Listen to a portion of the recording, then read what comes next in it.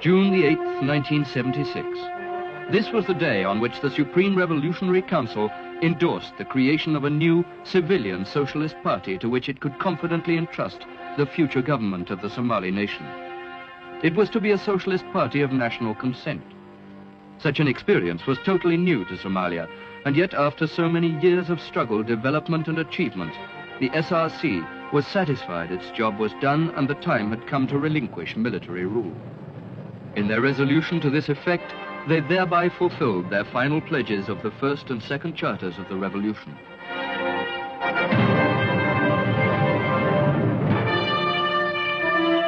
For 7 long years, the SRC had worked to make Somalia's people proud of their own history, alive to past mistakes, and politically conscious of their future responsibility.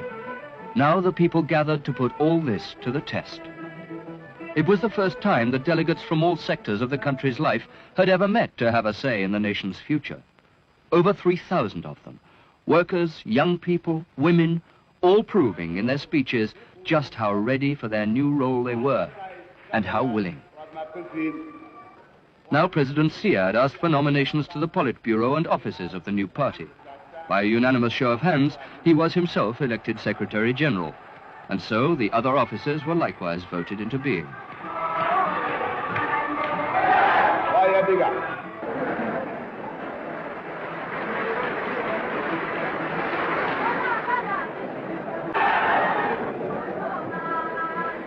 One by one in their nomination speeches, the various national and local delegates expressed their support for the SRC resolution.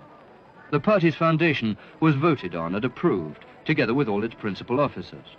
In all, 5 members of the SRC were voted onto the new Politburo. Vice President Ismail congratulated the delegates on their democratic conduct of the election and their willing assumption of responsibility. For his part, as leader of the October Revolution, President Siad was awarded a specially cast medal from the Somali people.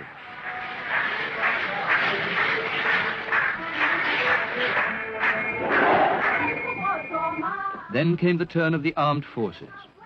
They had been the spine and sinews of the October Revolution, and now, unit by unit, they entered the election hall.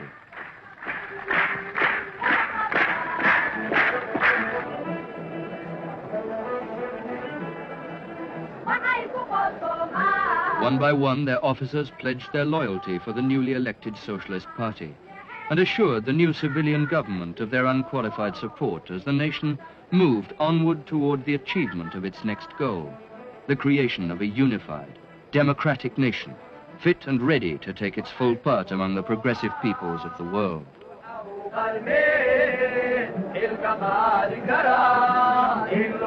Next to come in were the children, many of them born since the October Revolution. Representing the future of the country, they came in to join their elders in celebrating the new age of which their good fortune had made them a part.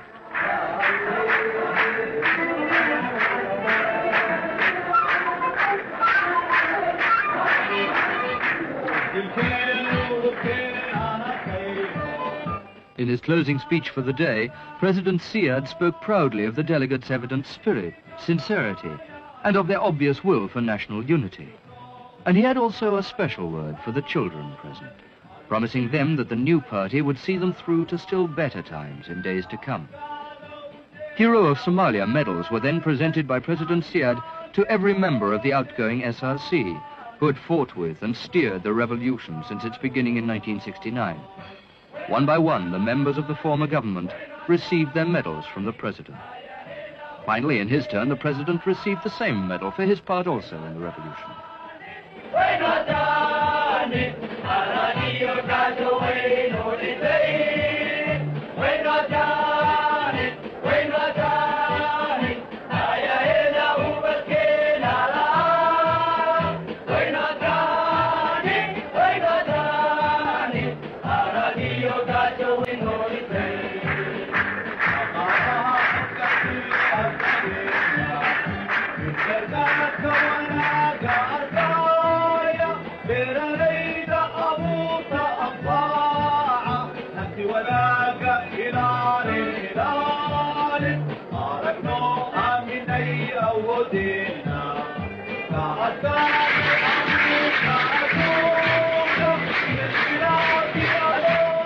The third day of the meeting was spent by the delegates in discussions on the new party's constitution.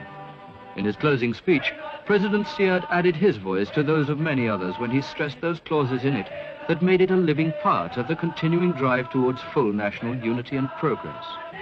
Following this, he appealed to all Somalis, whatever their place in life, to pledge total support for the fledgling Socialist Party. And already crowds were gathering in the streets outside the conference center to applaud and cheer the new party's creation. The day after the meeting closed, the new party's Central Committee sat for the first time to take stock of the enormous responsibilities that now lay on their shoulders.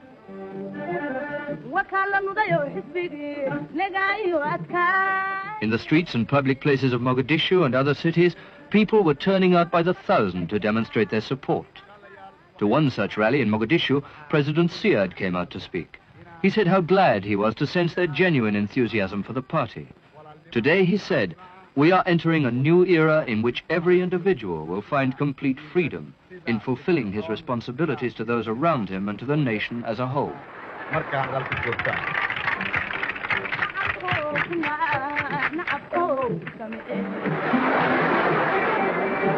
No sooner had the party been legally established than political orientation courses were started for party members.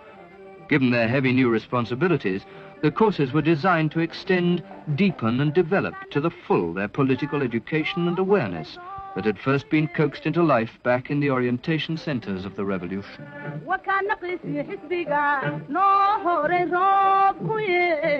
At a major press conference, the Minister of Information briefed all foreign correspondents in the country on the background, formation and purpose of the party. We felt it was time, he said. Our nation is ready now and able to support such a movement. At the same conference, he answered questions on the new constitution, pointing out details of its social and economic clauses. To a question on its origins, he reminded his audience that the answer lay in the mandate of the Somali people.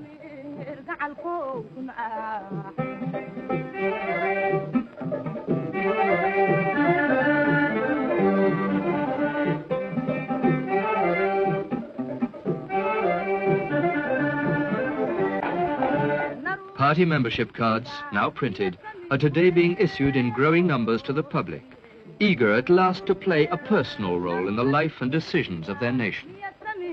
And so the Somali people have crossed the threshold of a new future. For them, as for others, sunrise is a symbol of hope. And from this time forward, they will know and be sure that every single day will bring a new dawn of achievement.